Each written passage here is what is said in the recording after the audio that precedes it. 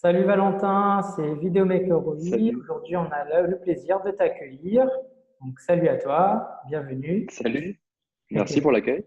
Ouais, je t'en prie. Donc, pour ceux qui ne le connaissent pas, donc, je vais le laisser se présenter. Donc, Valentin, il habite sur Paris. On t'écoute, Valentin. Salut, du coup, oui, donc j'habite sur Paris. Je suis le CEO d'une boîte qui s'appelle Coup d'État et qui en fait propose des formations en ligne ou en présentiel pour apprendre à entreprendre. Et donc pour se lancer avec un peu toutes les codes des startups et essayer d'avoir cet état d'esprit très rapide, cassage de barrières et essayer d'aller au plus vite et à l'essentiel pour éviter de travailler pour rien finalement. On essaie de donner en fait finalement les bons réflexes, le bon état d'esprit aux gens pour qu'ils puissent monter leur boîte et monter des boîtes dont ils sont fiers. Donc Hmm, ça, c'est ce que je fais au quotidien depuis maintenant 6 mois. Et très avant ça, bien. j'ai monté plusieurs boîtes et ma spécialité, en fait, c'est de créer des produits, c'est la création de produits et repérer, en fait, où sont les besoins des gens et comment créer des produits qui peuvent venir répondre à ces besoins-là. Ok, super. Bah, justement, alors du coup, est-ce que tu peux nous parler de ton parcours? Alors, mon parcours, bah, en gros, si on remonte il y a quelques années, donc j'ai commencé à coder, j'étais assez jeune, j'avais une dizaine d'années. Ensuite, j'ai blogué pendant un temps, donc je bloguais sur des sujets un peu geek et high-tech, qui étaient les choses qui me passionnaient à l'époque, quoi. J'ai blogué ça pendant 3 ans, et puis ensuite, il s'est passé 2 ans où j'ai lancé un blog qui est devenu un média qui parlait vraiment quasiment que de réalité augmentée. Et c'est un sujet que j'ai adoré, qui est venu s'ajouter à plein de sujets connexes. J'adore tout ce qui est futurologie, j'adore la réalité virtuelle, j'adore les intelligences artificielles, tout ce qui est énergie renouvelable, la conquête spatiale. Enfin voilà, tous ces thèmes-là m'intéressent énormément. Et j'étais en train de faire mes études à ce moment-là, quand je bloguais sur la réalité augmentée et tous ces sujets un peu connexes. Je donnais pas mal de conférences et tout. Et puis, j'ai eu l'opportunité d'arrêter mes études. En tout cas, j'ai pris l'opportunité d'arrêter mes études pour rejoindre The Family, qui du coup est une famille d'entrepreneurs, en gros. Donc, c'est comme un investisseur privé, sauf qu'au lieu d'investir de l'argent, ils investissent les trois choses que fournissent une famille, de l'éducation, de la protection et de la finance. Et en fait, donc, ils prennent des startups, ils prennent 5% dans une startup et ils les accompagnent à aller toujours de plus en plus vite et à aller de plus en plus loin pour aller prendre le monopole sur des marchés qui sont, euh, qui sont gigantesques, quoi, finalement. Et donc, moi, j'adorais leur vision du monde, j'adorais ce qu'ils faisaient. J'étais vraiment fan des conférences qu'ils proposaient, de tout le contenu qui était mis en ligne gratuitement et qui résonnait énormément avec moi parce que j'avais enfin trouvé des gens qui étaient aussi ambitieux que moi et voire plus. Et c'était beaucoup dire à l'époque, quoi. Et donc, je me suis dit, il faut absolument que j'aille travailler chez eux. Et donc, j'ai envoyé un email à Oussama Hamar, qui est le fondateur, un des trois fondateurs de The Family, en lui disant, salut, écoute, moi j'adore la mission d'aider des gens à entreprendre et à aller plus vite toujours. D'ailleurs, je faisais déjà un petit peu ça en envoyant une newsletter avec tout ce que je pouvais faire en blogging et tout ça. Et je lui ai dit, écoute, je pense que j'aurai plus d'impact sur cette mission en bossant chez The Family qu'en bossant dans ma chambre. Et donc, visiblement, il a trouvé ça cool parce que quand on s'est rencontrés, il m'a dit bienvenue chez The Family et j'ai commencé à bosser là-bas. Et en fait, ce qui s'est passé quand j'ai commencé à bosser chez The Family, c'est que j'ai été tout de suite baigné dans un milieu où il y avait beaucoup, beaucoup d'entrepreneurs qui faisaient des choses exceptionnelles ou que je trouvais dingues. Et en fait, j'ai rencontré un des entrepreneurs, j'ai entendu parler de lui, il était belge et il créait une boîte qui s'appelait Menu Next Door, ça faisait 2 semaines. Et en fait, je l'ai rejoint pour bosser avec lui sur Menu Next Door et je suis resté 2 ans. Donc Menu Next Door, c'était une boîte qui mettait en relation des particuliers qui cuisinaient chez eux et d'autres gens qui venaient prendre les plats à emporter. Et donc, moi, j'ai rejoint cette boîte-là, je suis devenu associé. On a fait grossir la boîte très, très, très vite. On a levé 5 millions d'euros. On a ouvert 3 pays, engagé 25 personnes. Et puis, on a dû se séparer de 90% de la boîte, fermer 2 pays et revenir qu'à un seul. Et parce qu'on a fait plein de conneries et plein de choses qui ont fait qu'on a amené la boîte à couler. Et voilà, si c'était à refaire, je pense qu'on ferait probablement pareil parce que c'était là vraiment la recherche de la croissance qui était importante et on n'a pas réussi à soutenir cette croissance-là. Et donc, bah, tant pis, quoi, ça faisait partie du jeu. Et donc, après ça, il s'est passé 1 an et demi où j'ai un peu fait du freelance en produit, un peu lancé des projets sur le côté, etc. Et il y a 6 mois, je suis retourné voir Oussama en lui disant, bon, écoute, qu'est-ce qu'on pourrait faire ensemble? Est-ce qu'on pourrait imaginer un truc pour moi, quoi? Et il m'a dit, écoute, on voudrait lancer Coup d'État, donc, qui était leur formation à l'entrepreneuriat déjà, qui date d'il y a 5 ans. Et j'ai dit, bah écoute, moi je suis trop chaud. C'est une formation que j'ai faite il y a 5 ans, qui a vraiment bouleversé ma vie complètement et qui m'a apporté énormément de choses. Donc, je suis chaud de le relancer, quoi. Et donc, ça fait 6 mois. En fait, on a décidé de relancer Coup d'État en faisant une boîte à part entière. Donc, c'est une société complètement différente de The Family, qui est détenue en majorité par The Family et le reste est détenu par moi. Et mon objectif, voilà, c'est de former un maximum de gens à créer des boîtes dont ils ou elles sont fiers et à, et à pousser les gens à prendre leur vie un peu en main, quoi, finalement. Donc ça, voilà, c'est D'accord. pour le parcours en accéléré. Ok. Qu'est-ce qui t'a fait choisir ce milieu de l'entrepreneuriat, puisque finalement, tu avais commencé tes études et finalement, tu t'es embarqué dans ce milieu-là? Bah, quand j'ai commencé mes études, j'avais vraiment en tête déjà de vouloir entreprendre, parce que c'est un truc que je veux faire depuis que je suis assez jeune, quoi, finalement. The Social Network, le film, c'est 2010, si je me trompe pas. Et quand j'ai vu ce film-là, je me suis dit, OK, moi, plus tard, je veux être Mark Zuckerberg, quoi. Et ça a duré longtemps. Ça a duré longtemps, cette phase où je voulais être quelqu'un d'autre que j'admirais énormément et qui était une représentation fictive d'un mec qui a rien à voir dans la vraie vie, a priori. Mais ça a duré un petit moment. Il y avait ce truc un peu, mettre les entrepreneurs sur un piédestal, les entrepreneurs sont les nouvelles rockstars, machin. Et j'avais cette ambition de faire quelque chose de grand et quelque chose de phare. Et donc, en fait, ce milieu-là, finalement, il a toujours été ça a toujours été un truc que je cherchais, quoi. Et quand j'ai commencé mes études, c'était des études de management dans le numérique, qui avaient une promesse de formation à l'entrepreneuriat qui était assez forte. Et je me suis rendu compte, en fait, que, bah, comme toutes les écoles, cette promesse-là de former à entreprendre, elle peut pas être tenue parce que c'est complètement non académique d'entreprendre. Parce que même s'il y a des règles et des petites astuces et des techniques, etc., il n'y a aucun moyen d'apprendre à entreprendre sans faire. Et le problème de l'école, c'est que ce ne sont que des exercices théoriques. Et finalement, ça fonctionnait pas, quoi. Ça matchait pas. Et je me rendais bien compte que j'avançais pas. Et donc, je suis parti de l'école et je suis allé dans le milieu où ça me correspondait beaucoup plus, qui était ce groupe d'entrepreneurs qui était The Family, où je voyais que des gens qui faisaient que des trucs que je rêvais de faire. Et je me suis dit, il faut absolument que je me mette dans ce milieu-là, que je me mette dans ce bain-là, parce que je vais apprendre par osmose. Et en fait, si je m'entoure de gens qui sont en train de le faire, je vais devenir quelqu'un qui sera en train de le faire. Et ça va pas louper, en fait. Et c'est vraiment pour ça qu'il y a même pas un choix, ça s'est porté à moi assez naturellement, en fait. Et parce que j'y côtoie des gens que j'aime bien. Je crois que c'est un peu la règle pour côtoyer, pour faire partie d'un milieu, entre guillemets, c'est qu'il faut avoir des gens qu'on aime bien dedans, avec qui on s'entend bien, avec qui on a des valeurs communes. Et je trouve ça, en fait, dans le milieu de l'entrepreneuriat, pas avec tout le monde, évidemment, mais une bonne partie des gens. Et c'est ça qui me plaît beaucoup, quoi. D'accord. Et de quoi tu t'occupes en fait concrètement dans Coup d'État?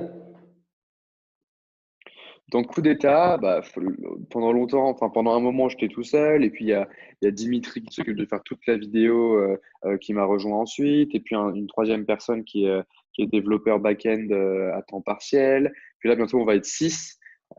Donc voilà, ça commence à se structurer un petit peu en termes de boîte. Mais pendant un moment, j'ai fait de tout, quoi. Et c'est ça qui est marrant, c'est que quand tu commences une boîte, il y a plusieurs choses sur lesquelles tu dois travailler. Nous, en l'occurrence, c'était la production de contenu, la création du site internet, tout ce qui est gestion de la communauté et tout ce qui est marketing en fait sur Instagram, Facebook, etc. Donc publier énormément de vidéos. Et pendant un long moment, on a fait ça à 3 personnes, dont une à temps partiel, quoi. Et en fait, donc ça implique que chaque semaine, il y a des nouvelles tâches et qu'il faut les abattre et régler les problèmes. Et voilà. Et c'est ça qui est intéressant aussi dans ce job de CEO, quoi, c'est que je touche un peu à tout. Ça me permet d'exploiter ma, je pense que ma force, c'est d'être un peu moyen partout et très bon nulle part, tu vois. Je suis un peu un généraliste, quoi, et donc ça me permet de toucher à tout et de comprendre un peu les différents pôles de la boîte dans lesquels c'est important de faire des progrès. Et c'est à moi Justement, de driver tu de plein de driver ce ressources. progrès. Tu me dis que tu as été capable de faire un peu de tout. Qu'est-ce qui fait justement cette force chez toi? Je veux dire, je veux dire, il y a des entrepreneurs qui sont peut-être plus âgés que toi, qui pourraient se dire, mais d'où est-ce qu'il sort cette force-là, quoi?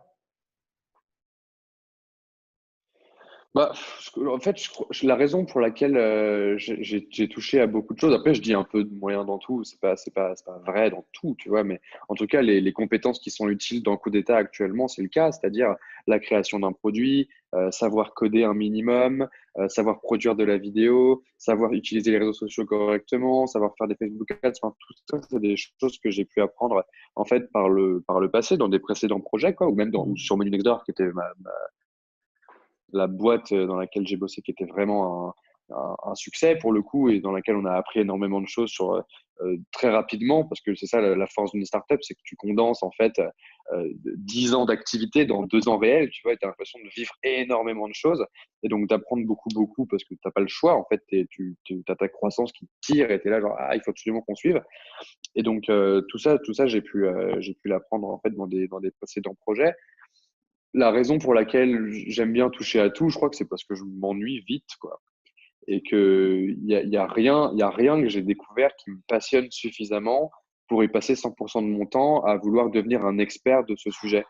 Et en fait, je trouve rien. Genre, la plupart du temps, c'est le même truc, que ce soit faire de la musique électronique, apprendre à cuisiner. Bon, cuisiner, c'est un peu plus quand même, mais apprendre à cuisiner ou faire du digital marketing, en fait, à chaque fois, je me dis, tiens, là, je découvre le sujet, c'est trop intéressant. J'ai une courbe d'apprentissage qui est très rapide au départ, forcément, parce que je me bute, en fait. Genre, je vais regarder 10 000 vidéos, je vais lire 10 000 articles sur un sujet. Du coup, je vais apprendre, faire, jusqu'à ce que je progresse. Et il y a un moment où j'atteins un niveau que je trouve suffisant et qui est pas, qui finalement, je me dis, bon, là, c'est cool que j'ai atteint ce niveau-là. Je découvre un truc, je le pratique pendant 2 mois, et puis une fois que je suis un peu satisfait de mon niveau, j'ai jamais envie d'aller beaucoup plus loin pour devenir un expert. Et ça a deux effets.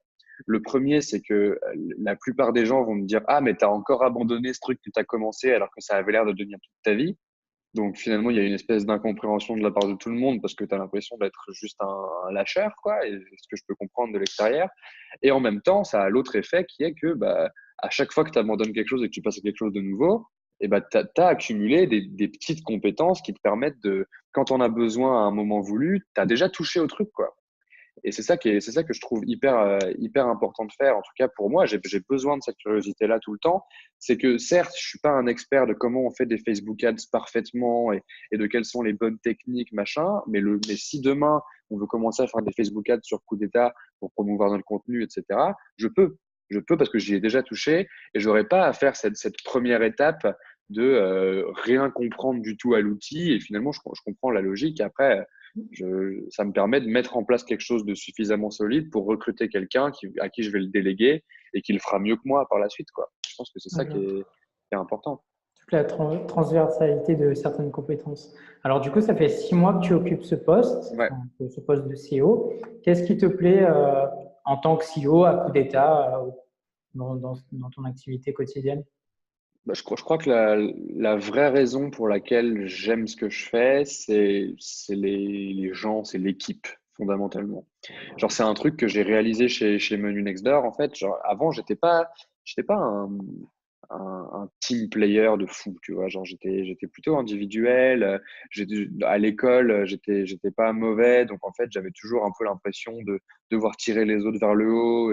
Et puis, il y avait beaucoup d'ego, il y avait beaucoup de prétention et tout ça, tu vois. Et puis, en fait, avec Menu Next Door, j'ai pris des grandes claques d'humilité dans la tronche parce que je me suis retrouvé dans des équipes où les gens que je manageais étaient 1000 fois meilleurs que moi et jamais j'aurais pu faire leur taf à leur place. Et je pouvais juste les guider et essayer de faire en sorte qu'ils donnent le meilleur d'eux-mêmes. Et je me suis rendu compte, en fait, que ce truc-là, ça m'excitait vraiment, quoi. Genre, ce côté-là de prendre des gens qui ont un potentiel, les faire augmenter ce potentiel pour devenir des stars et leur donner des challenges constamment pour qu'ils puissent se dépasser et devenir de mieux en mieux jusqu'à avoir une équipe une équipe incroyable, tu vois. Genre à la base, l'équipe de Menu Next Door, tout le monde n'aurait pas misé dessus, tu vois. Et en fait, finalement, c'est les épreuves et le fait de résister aux épreuves ensemble qui fait qu'on arrive à un point où c'est assez incroyable. Et c'est ce sentiment-là que je retrouve chez Coup d'État maintenant. C'est que là, pour l'instant, on est trois. c'est 3 personnes qui sont complètement déterminées, qui savent communiquer correctement, qui ont envie d'avoir des challenges au quotidien pour s'améliorer et pour prendre du niveau dans ce qu'elles font. C'est vraiment personne ne va jamais dire que un problème est le problème de quelqu'un d'autre. Tu vois, il y a vraiment un esprit d'équipe, une cohésion très importante. Et je pense fondamentalement qu'arriver à rassembler des gens qui ont un but commun et qui vont pouvoir construire quelque chose qui est beaucoup plus grand que la somme d'eux-mêmes réunis, c'est le plus important, tu vois, c'est ça qui m'excite vraiment fondamentalement. Et c'est ce job-là que je fais en fait au quotidien en tant que CEO, c'est trouver les gens qui vont pouvoir servir la cause du mieux possible et les amener à la servir toujours, toujours mieux. Et en commençant par moi, tu vois. Je suis le premier serviteur, entre guillemets, de cette cause qui est on veut aider les gens à bâtir des boîtes incroyables. Et je me lève le matin parce que j'ai envie de bâtir des boîtes incroyables. Et je vais trouver des gens qui ont envie de se lever le matin avec moi pour aider d'autres gens à bâtir des boîtes incroyables. Et quand on aura aider un maximum de gens, bah, on aura réussi. Et c'est pas quantifiable, donc on n'aura jamais fini. Donc je m'occupe surtout de la communauté et donc j'organise en fait ce qu'on appelle des office hours, où c'est des gens qui ont des projets de boîte déjà qui sont en train d'avancer sur leur boîte et qu'en fait je conseille pour qu'ils aillent plus vite et qu'ils fassent moins de travail inutile, parce qu'en fait c'est le travers de tous les entrepreneurs, c'est que souvent on a tendance à faire des choses faciles qui rapportent beaucoup de satisfaction instantanée, mais qui en fait font pas avancer la boîte en soi, quoi. Et donc j'essaie de donner un maximum de conseils à des gens en rendez-vous comme ça, en face à face, et où on peut discuter et construire ça. Et puis il y a beaucoup beaucoup de ça. Et sinon il y a des moments où je vais coder pour améliorer le site. Il y a des moments où je vais aider Dimitri à faire de la vidéo. Enfin voilà, finalement il y a toujours des petits trucs en plus qui viennent se rajouter dans ma journée où je suis obligé d'agir sur une tâche spécifique parce qu'il n'y a pas assez, il y a pas assez de force de frappe sur telle ou telle partie de la boîte. Donc voilà, je jongle un peu tout le temps entre ce qu'il y a à faire, quoi. Ok. Alors maintenant, on va partir sur la partie réseaux sociaux dans mes questions. Alors, à quel moment et plutôt quel jour plus que d'autres tu consultes les réseaux sociaux? Le matin, je pense que c'est le premier truc que je fais en me réveillant. Je regarde Instagram, quoi. Je passe beaucoup, beaucoup de temps sur Instagram. D'accord. C'est celui que je consulte le plus, je crois, parce qu'il y a vraiment finalement, je crois que c'est là où toutes les marques un peu stylées et tous les influenceurs un peu stylés sont en ce moment, quoi. Facebook, la population est en train de vieillir à vue d'œil, c'est incroyable. Genre, il y a plus que des gens qui partagent des photos de mignons avec des citations, tu vois, et c'est pas que ça, évidemment, mais il y a quand même de plus en plus de ce public-là où ça partage de la fake news parce qu'en fait, personne n'est conscient que c'est de la fake news et tout le monde est là genre, ah ouais, c'est super, je vais partager. Finalement, c'est comme s'il y avait c'est un peu la génération de mes parents, tu vois, genre qui débarquent sur Facebook. Ça fait un moment maintenant qu'ils débarquent sur Facebook, mais en fait, comme tous les gens de ma génération sont en train d'être de moins en moins actifs sur Facebook, même s'ils y passent et qu'ils consultent le truc, les gens qui publient sur Facebook, c'est de plus en plus soit des boîtes qui payent pour faire de la promo, soit des gens qui sont un peu plus vieux, quoi, et qui n'ont pas les codes en fait du réseau social comme nous on peut les avoir. Enfin, tu vois, j'ai pas envie non plus de faire une opposition jeune-vieux, mais en Ouais. tout cas, il y a un truc comme ça qu'on observe où tu as énormément de contenu qui est partagé et que la plupart des gens de ma génération vont trouver inutile et sans valeur, alors que ça va faire marrer mes parents qui ont 55 ans, tu vois. Et Et pourquoi donc justement tu penses je te laisse continuer, hein. Pourquoi justement tu vas-y, penses vas-y. qu'il capte le plus notre attention? Bah, je pense qu'il y a juste une notion de retard, quoi. Et genre, en fait, Facebook à la base, c'était un truc hyper hype, hyper à la mode, quoi. Tout le monde s'est chauffé et s'est mis sur Facebook, à commencer par les jeunes. Et puis, quand ça a grandi encore, bah, il y avait plus de jeunes à aller chercher, donc ils sont allés chercher les gens qui étaient un peu moins jeunes, quoi. Et puis, en fait, progressivement, avec l'arrivée d'Instagram, et le fait que justement, il n'y ait pas, ou de Snapchat, tu vois, genre c'est un mix de tout, quoi. C'est un mix de tous les réseaux sociaux qui sont sortis un peu après Facebook, qui ont fait que les jeunes se sont rendus compte qu'avoir un réseau social où il n'y avait pas leurs parents, c'était quand même vachement mieux. Et donc, tout le monde a déserté progressivement ce truc-là. Surtout que il y a toute une culture qui est très différente d'un réseau à l'autre, si tu veux. Genre, il y a Ouais. vraiment il y a cette culture du beau qu'on va trouver sur Instagram, où les gens vont vouloir faire la belle photo, capturer le beau moment et finalement regarder le profil d'Instagram, le profil Instagram d'un pote, c'est un peu comme regarder un joli carnet photo de lui, alors que regarder son Facebook, je sais pas, c'est beaucoup moins qualitatif la plupart du temps. Et c'est lié à la plateforme et juste aux usages qui ont été imposés sur la plateforme à la base parce que c'est ce truc des filtres qui a construit Instagram. Donc, que des gens qui voulaient avoir une certaine sensibilité au visuel. Et donc, ouais, c'est juste des usages qui sont très différents et qui me correspondent plus. Donc, je passe plus de temps sur Insta. À quel D'accord. moment un peu tout le temps, quoi. Dès que j'ai 5 minutes, Ok. j'ouvre mon Insta, je regarde les dernières stories et je regarde si j'ai raté des posts ou pas. Et voilà, il y a toujours un moment. Mais c'est vraiment dans les moments de divertissement, quoi. Ça va être, si j'ai une pause de 5 minutes, je regarde Instagram. J'essaie d'éviter de checker toutes les 5 secondes pendant que je suis en train de travailler parce que ça me divertit trop, quoi. D'accord. Et après, Instagram permet aussi les vidéos. Pourquoi tu dirais que tu serais sensible justement aux vidéos sur ce réseau social? Bah, de toute façon, je suis sensible aux vidéos sur tous les réseaux sociaux, enfin, que ce soit sur Facebook ou Instagram, parce que je traîne quand même pas mal sur Facebook, hein. C'est juste que moins que sur Instagram. Euh, la vidéo est incroyable. Genre, c'est un vecteur de communication qui est fabuleux.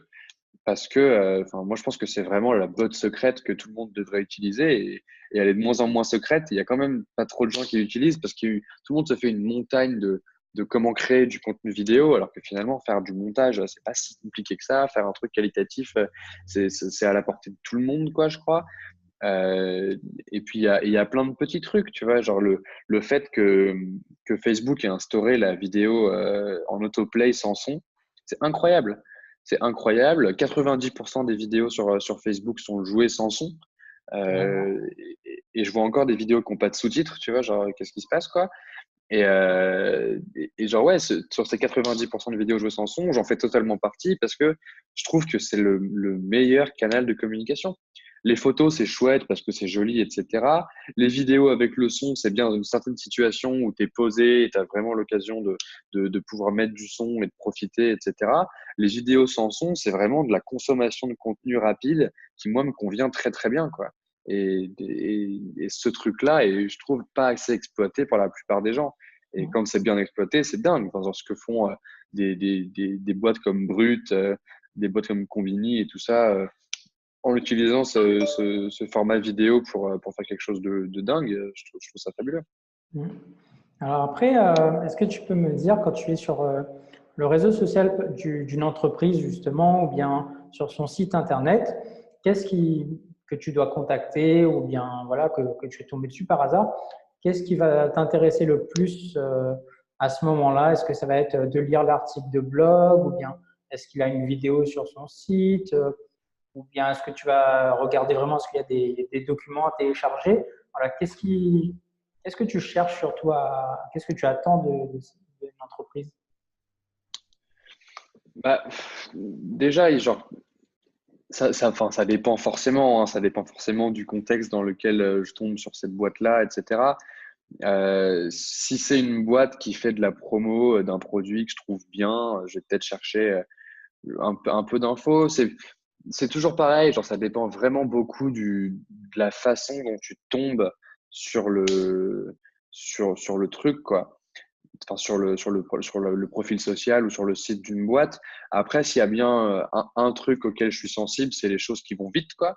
Genre, la plupart du temps, si je tombe sur une boîte et que je suis un peu intéressé, mais pas trop, il va falloir qu'ils me convainquent très, très vite, tu vois.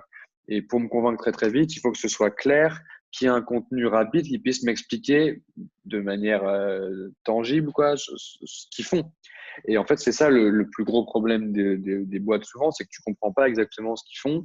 Euh, et du coup, c'est un peu un problème quand tu fouilles et que tu cherches. S'il y a un fichier à télécharger, je vais pas télécharger, tu vois.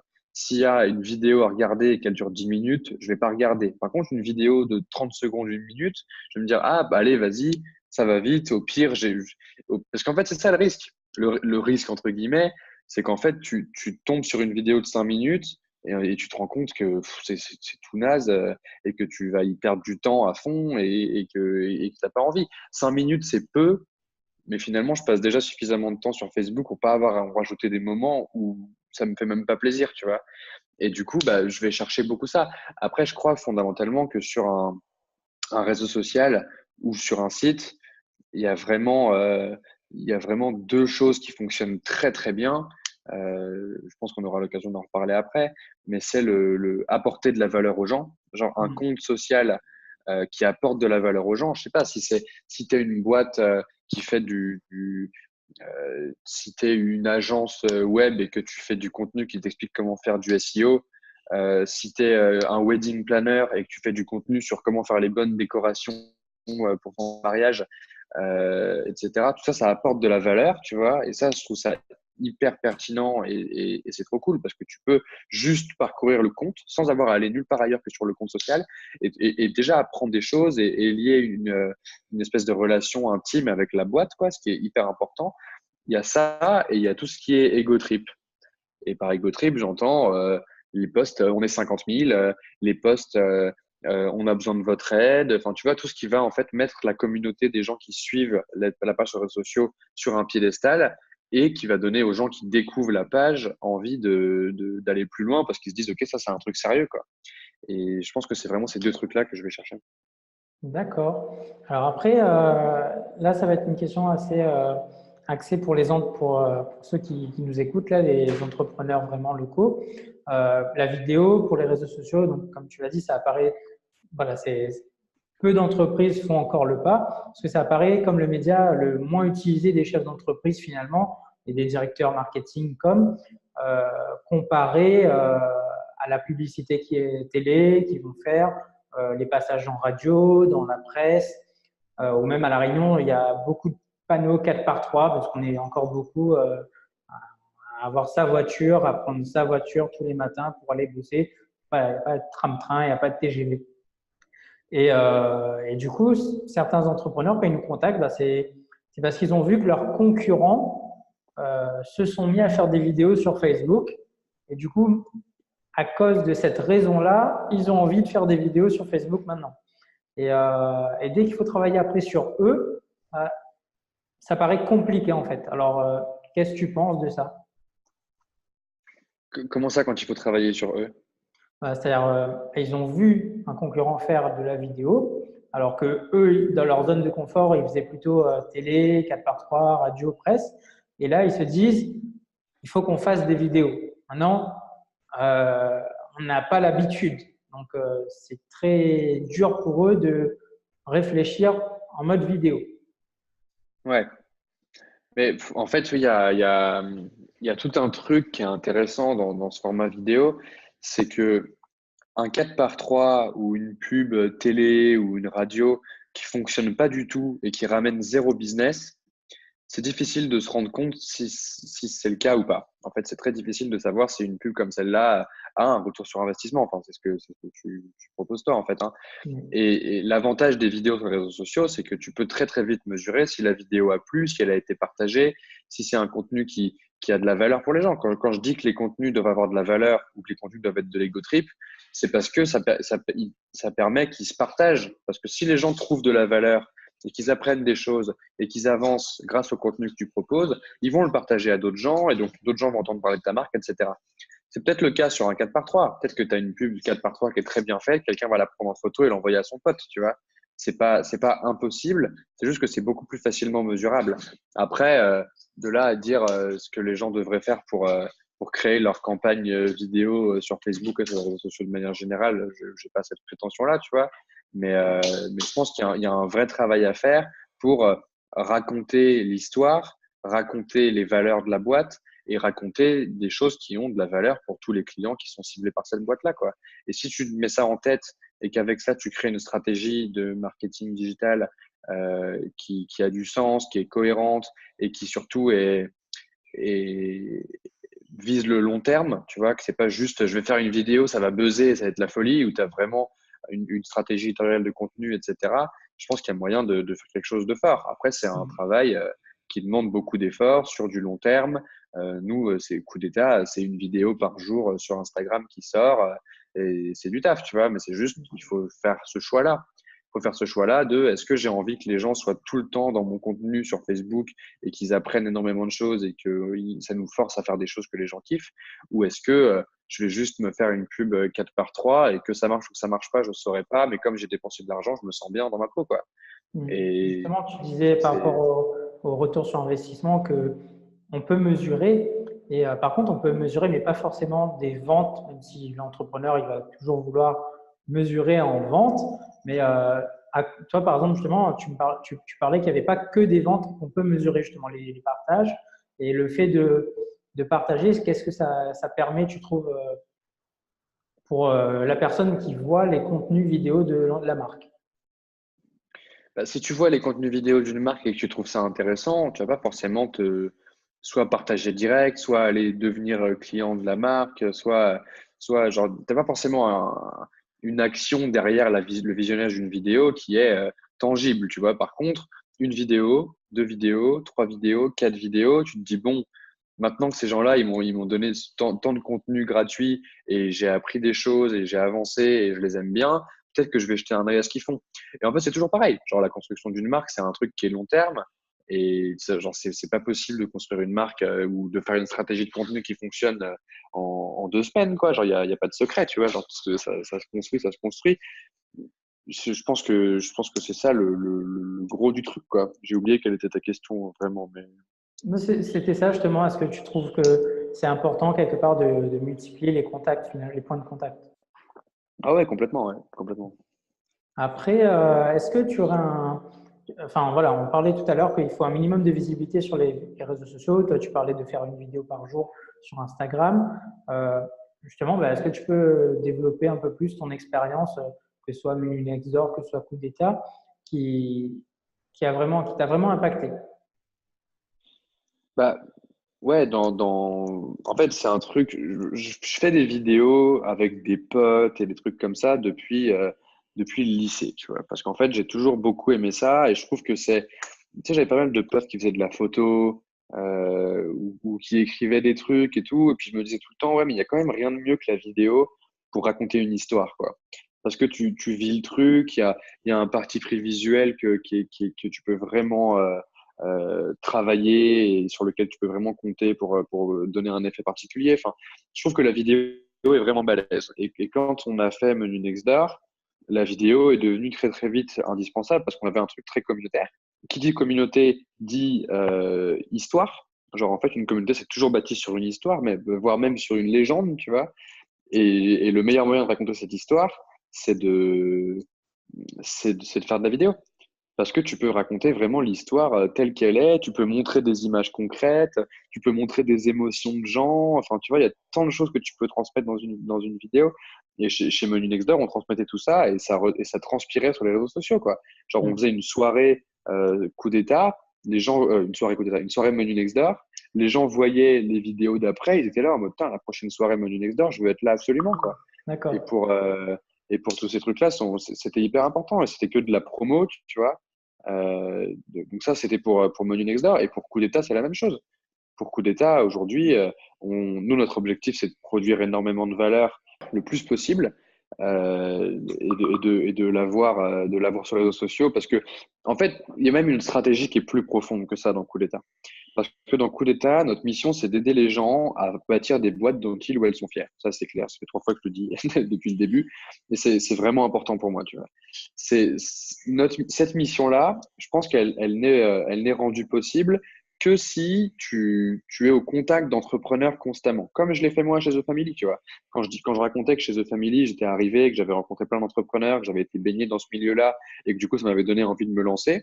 Je pense que c'est la même chose qu'on doit faire chez Coup d'État. Et là où les gens passent le plus de temps, c'est les réseaux sociaux. Genre, enfin, pas le plus de temps, mais là où les gens passent beaucoup de temps sur les réseaux sociaux. Et je me dis, plutôt que de leur présenter une vidéo de chat, autant leur montrer une vidéo d'un témoignage d'entrepreneur qui va les inspirer, qui va leur donner envie et où ils vont se dire, bon, ok, c'est bon, je ferme mon Instagram, je vais aller retourner bosser parce qu'effectivement, c'est que comme ça qu'on construit quelque chose d'exceptionnel. Et je pense qu'il y a vraiment ce truc de matraquer un peu et poster beaucoup, beaucoup de contenu vidéo pour que les gens aient toujours envie de s'arrêter dans le feed et se dire, ah ouais, putain, ça c'est chouette, il y a un vrai truc, je vais pouvoir m'en inspirer, je vais pouvoir avancer et bâtir ma propre histoire, quoi. Donc Est-ce ça, que- c'est donc vraiment la vie de la vidéo chez Coletta est essentielle. Et justement, est-ce que tu aurais une vidéo qui t'a inspiré, qui a pu être virale et qui t'a marqué vraiment l'esprit depuis que tu regardes des vidéos?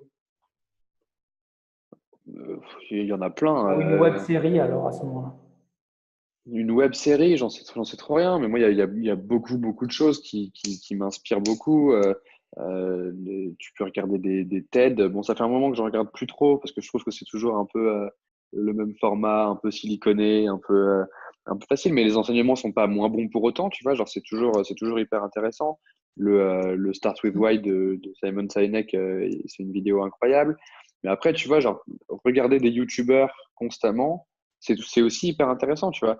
Moi, en ce moment, moi, je suis un grand fan de rap français. Du coup, je suis une chaîne qui s'appelle Le Règlement et où, en fait, il fait des analyses d'albums de rap français, tu vois. Et il fait une analyse très poussée, très rythmée, hyper agréable à regarder.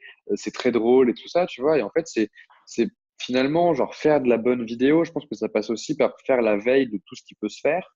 Et il y a tellement de contenu qui est bon et qui donne envie de regarder que c'est même pas une difficulté pour moi, tu vois, c'est même pas genre, ah, vas-y, je vais aller me faire ma veille et regarder ce qui se fait en termes de vidéos, c'est juste du divertissement. Et puis, en fait, tu chopes parfois un petit truc que tu aimes bien et que tu vas recopier pour une vidéo à toi, une petite façon de faire une blague, une façon de rythmer ton truc, la virgule, le machin. Donc, en fait, tu travailles constamment à rechercher ces vidéos-là qui sont inspirantes et auxquelles tu peux te raccrocher et qui peuvent devenir des références pour toi. Un truc que j'aime beaucoup, c'est Dollar Shave Club. C'est ce qu'avait fait Dollar Shave Club avec ses campagnes vidéo, tu vois. Ils ont des vidéos complètement décalées, complètement what the fuck, où ils expliquent juste clairement et simplement, écoutez, nous, on fait des rasoirs. Ces rasoirs-là, il n'y a rien en trop dessus. Pourquoi on vous fait des rasoirs avec des lames qui ont été conçues par la NASA où il y a 18 lames, un gel, machin, alors qu'en fait, on pourrait juste vous livrer notre rasoir à nous qui est trop bien et ça vous coûte 10 balles par mois et vous vous abonnez et vous avez un rasoir qui tombe chez vous. Et ce genre de vidéos-là qui sont décalées et qui ont un impact très fort, je trouve ça fascinant parce que Mhm. il faut oser, tu vois, il faut oser aller faire une vidéo comme celle-là, prendre la place du David contre Goliath, tu vois, et j'adore les gens qui font ça, c'est super. D'accord. Alors justement, avant de terminer sur quelques petites questions personnelles, pour les entrepreneurs qui écoutent, quels seraient les trois conseils à suivre s'ils estiment qu'ils n'ont pas assez de visibilité, que ce soit sur la LinkedIn ou Instagram, Facebook? Juste trois. Bah, déjà, faites des vidéos de super qualité. Genre, il y a pas de secret, tu vois. Genre, si tu veux avoir des vidéos qui fonctionnent et que les gens vont regarder, que les gens vont partager, il faut faire des vidéos de bonne qualité. Ça passe principalement par avoir un bon son. Tu vois, si c'est une vidéo avec du son que tu vas mettre sur YouTube, il faut avoir un bon son. Tu peux pas filmer juste avec ton iPhone. Achète un micro-cravate, ça va te coûter 50 euros et au moins tu auras un son correct ou au moins des écouteurs. Enfin, je sais pas, mais il faut trouver une solution pour pas avoir des vidéos qui en font. Enfin, tu vois, genre, si tu as des vidéos comme ça, forcément, tu perds l'attention des gens directement, quoi. Donc, faire des vidéos de bonne qualité, franchement, il faut pas grand-chose. Un iPhone, un micro, et tu as quelque chose qui peut être de très bonne qualité. Il faut pas trop trembler, il faut connaître deux, trois règles de cinéma, mais c'est à la portée de tout le monde, tu vois. Genre, je crois vraiment que une fois que tu as compris qu'il faut mettre la personne dans le tiers de l'image et pas complètement au centre, et que et que qu'il faut une bonne lumière pour avoir une belle image, bah, c'est bon, tu vois, tu prends ton iPhone, tu filmes, tu fais une vidéo de bonne qualité. Donc déjà, il y a déjà beaucoup de vidéos qui gagneraient à être meilleures. Ensuite, ce que je disais tout à l'heure, mettre des sous-titres. Mettre des sous-titres, c'est vraiment important parce que ouais, 90% des vidéos sur Facebook et Instagram sont regardées sans son, quoi. Euh, à moins que tu veuilles perdre ce public ou que tu aies un truc qui visuellement te donne vraiment envie de cliquer pour écouter avec le son, tu n'as Ouais. quasiment aucune chance d'être regardé, tu vois. Et quand je vois des vidéos, même des fois, je vois des vidéos de super bonne qualité où il n'y a pas de sous-titres, quoi. Et du coup, je suis là, genre, ah, c'est galère, donc je passe parce que j'ai pas envie d'écouter avec le son ou je suis pas en situation pour. Et puis en fait, je me fais violence et je me dis, bon, vas-y, ça avait l'air quand même bien. J'écoute avec le son, effectivement, c'est bien, tu vois. Mais je pense que là, il y a plein de cas où moi ou d'autres gens juste auraient passé la vidéo et next, quoi. Donc ça, c'est vraiment dommage. Et ensuite, le dernier, c'est raconter des histoires, quoi. Raconter des histoires, c'est extrêmement important. C'est comme ça que le cerveau imprime la connaissance. C'est ce que tu peux transmettre. Et franchement, regarde. regarde ce que fait Brut, regarde ce que fait Combini, encore une fois, regarde ce qu'ils font tous, il y a toujours une histoire. Il y a toujours une histoire, il y a toujours un contexte, il y a toujours un élément, peut-être pas un élément perturbateur, mais il y a toujours quand même un truc où tu retiens ce qui s'est passé dans la vidéo. Et je pense que si c'est juste faire une vidéo pour faire une vidéo où tu es là, genre, ouais, maintenant on est en train de parler de machin, bah, t'es forcément perdu, quoi. Ok. Alors maintenant, parle-nous un peu de coup d'État pour les Réunionnais qui ne connaissent pas encore ou pour ceux qui aimeraient en savoir plus. Qu'est-ce que tu aimerais nous dire sur le concept en lui-même et peut-être des choses qu'on pourrait suivre depuis la Réunion finalement? Mais en fait, vous pouvez tout suivre depuis la Réunion. C'est ça qui est fou.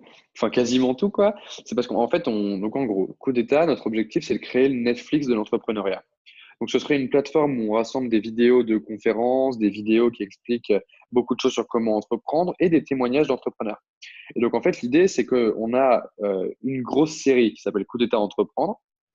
On a tourné déjà la saison 1 la saison 1 qui est en ligne. Et elle a été tournée avec Oussama Ammar, du coup, qui est un des trois cofondateurs de The Family, et qui parle d'état d'esprit. Genre, quel est le bon état d'esprit dans lequel se mettre pour entreprendre? Ça, c'est la première saison qu'on a tournée. La deuxième saison qu'on est en train de tourner en ce moment, c'est Coup d'État Entreprendre Product, sur comment créer un produit concrètement. C'est moi qui l'ai fait. Sur comment tu crées un produit, c'est quoi concrètement faire ton premier produit, c'est quoi parler à ses utilisateurs, c'est quoi quel canal d'acquisition trouver pour faire grossir ton truc. Enfin, vraiment aller dans le très très concret et le cœur en fait de ce que c'est que créer ta boîte quoi finalement. Ça, c'est notre deuxième saison. Puis on va faire une troisième sur le recrutement, une quatrième sur la finance. Et à côté de ça, on fait deux autres séries qui sont soit des conférences d'entrepreneurs, soit des interviews d'entrepreneurs, où on va dans le très perso et où on cherche les leçons un peu perso, les états d'esprit des gens, etc. Tu vois. Et tout ça, c'est du contenu qu'on produit, qui est disponible gratuitement et qui est disponible sur coupdeta.co gratuitement. Et ça, c'est vraiment notre gros objectif avec le truc qu'on organise des événements à Paris qui sont payants. On va proposer d'autres formations qui vont être complémentaires à Coup d'État qui est gratuit et qui, elles, vont être payantes. Donc ça, on va tourner des trucs qui vont être encore plus poussés, encore plus profonds, avec des vrais exemples selon le type de boîte que tu veux créer, etc. Et ces formations-là vont être payantes. Et puis, on D'accord. va faire d'énormes événements où pendant 5 jours, tu te fais former sur comment monter ta boîte, tu te fais challenger, tu rencontres plein de gens. Enfin voilà, il y a beaucoup de choses qu'on veut mettre en place. Là, pour l'instant, on est concentré sur produire du contenu qui a beaucoup de valeur pour les gens, les mettre en ligne sur la plateforme et que les gens passent beaucoup de temps sur Coup d'État comme s'ils passaient du temps sur Netflix, quoi. Ça, c'est vraiment notre objectif. Ok. Alors maintenant, on passe aux questions personnelles. Il y en a juste trois et après c'est terminé. Tu disais que voilà, par rapport au sport et tout, ça c'est plus le rap français. Tu es fan, tu aimes bien écouter. Ouais. Est-ce que tu peux nous en parler histoire qu'on te connaisse un peu plus? Bah, le rap français, c'est vraiment un truc qui me fascine parce que ça fait quoi? Ça doit faire 6-7 ans que j'en écoute, quoi. Donc c'est quand même assez récent, mais ça fait une bonne partie de ma vie. Et c'est ça qui est marrant, c'est qu'à la base, je trouvais ça nul. Genre, je trouvais ça pas riche du tout. J'étais aussi beaucoup influencé, je pense, par mon environnement et tout ça. Et puis, en fait, un jour, il suffit d'un artiste que tu trouves ouf. Et tu te dis, OK, ça c'est dingue. Et puis tu retrouves les codes de cet artiste-là dans d'autres artistes. Et puis finalement, tu comprends ce que tu aimes bien et tu creuses et tu creuses et tu finis par trouver des trucs vraiment dont tu es fan, quoi. Et moi, s'il y a bien un truc que j'aime faire pour passer le temps, c'est apprendre des chansons de rap par cœur et les recracher, quoi. Et juste chanter et tout, parce que c'est euh, c'est des mecs, enfin, c'est principalement des mecs déjà, mais c'est des génies, quoi. Et j'ai toujours été un peu fasciné par les génies de manière générale, tu vois, les gens qui se dédient à une tâche, tu vois, pas comme moi. Moi, je suis un généraliste, j'ai touché à tout. Les mecs comme ça qui arrivent à se dédier à faire que écrire pendant 10 piges et qui deviennent complètement stellaires dans leur façon d'écrire du rap, quoi, ça me fascine.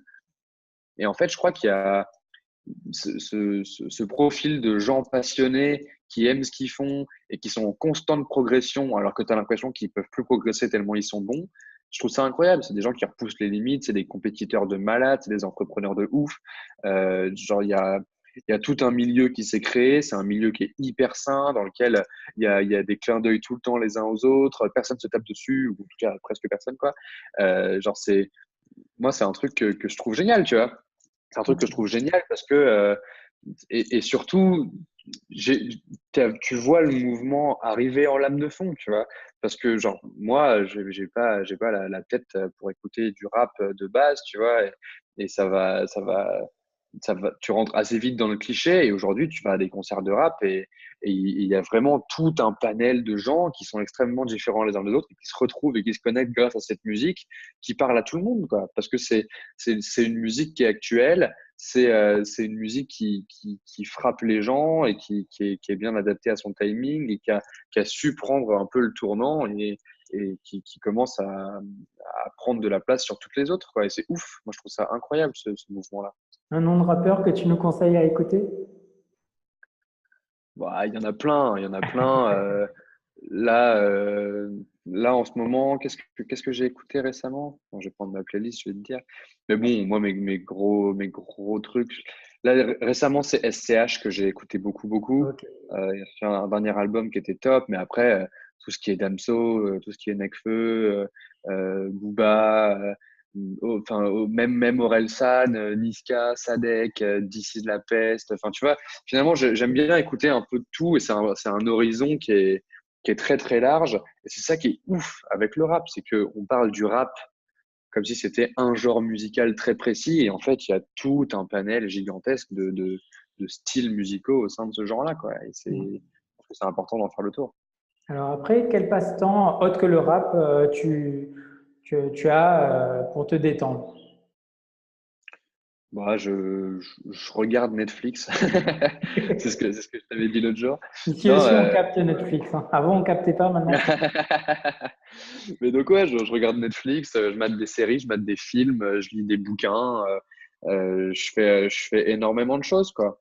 Je fais ok. énormément de choses, je passe du temps avec ma copine, enfin voilà, il y a, mais enfin, énormément de choses. Je vais au ciné, je fais des trucs un peu classiques, quoi, mais finalement, depuis que j'ai repris Coup d'État, je me suis remis à bosser sérieusement, donc ça me laisse pas tant de temps que ça pour avoir des gros loisirs à côté. Après, ça m'empêche pas de prendre bientôt des vacances pour Noël, tu vois, des trucs comme ça, où là, je vais vraiment me reposer, essayer de faire un maximum de trucs euh, pour, euh, pour kiffer et sortir un peu de cette routine-là, parce que tu mets vite en place une routine, en fait, quand tu montes une boîte. C'est hyper important, tu vois. Donc, sortir de cette routine, c'est bien aussi. Voilà, Ok. mais Ça fait du bien, hein, il faut, hein. Et qu'est-ce que tu as ouais. prévu pour la suite? Est-ce que tu penses continuer sur cette voie? Voilà. Ouais, complètement, ouais. Complètement.